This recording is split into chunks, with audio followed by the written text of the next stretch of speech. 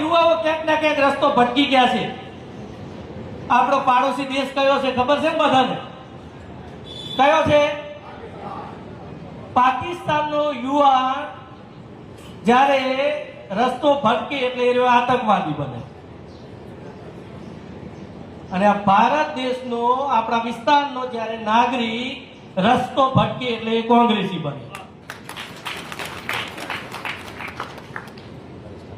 આ કોંગ્રેસી ના બની જાય. અમારા વડીલોએ જે મેં ફરીથી અગાઉ કીધું, ફરીથી કહું છું, આ વિસ્તારના વિકાસની ચિંતા કરવી હોય, આપણા સમાજનું કલ્યાણ કરવું હોય, તો આ યુવા ના ભટકી જાય એ ચિંતા તમારે કરવાની.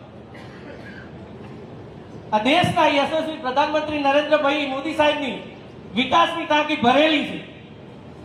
એ વિકાસના ચોકી આપણે અહીંયા સુધી વિકાસ કેટલો કરવો, એની ચેનલ કેટલી બનાવી, એ તમારા હાથમાં છે. અહીંયા તાલુકા પંચાયત, જિલ્લા પંચાયતના ઉમેદવારની ચેનલ બને, ધારાસભ્ય હોય અને ધારાસભ્ય મુખ્યમંત્રી સાહેબને કહે, મુખ્યમંત્રી સાહેબ મોદી સાહેબને કહે, એટલે આપણું એક પણ કામ અહીંયા ના અટકે. પાણીની ટાંકી ભરેલી છે મોદી સાહેબની, એની અંદર પાઇપલાઇન આપણા ભૂપેન્દ્રભાઈ પટેલ સાહેબે ગોઠવી દીધી છે, અને પાઇપલાઇનમાં નળ ગોઠવવાની જવાબદારી તમારી છે.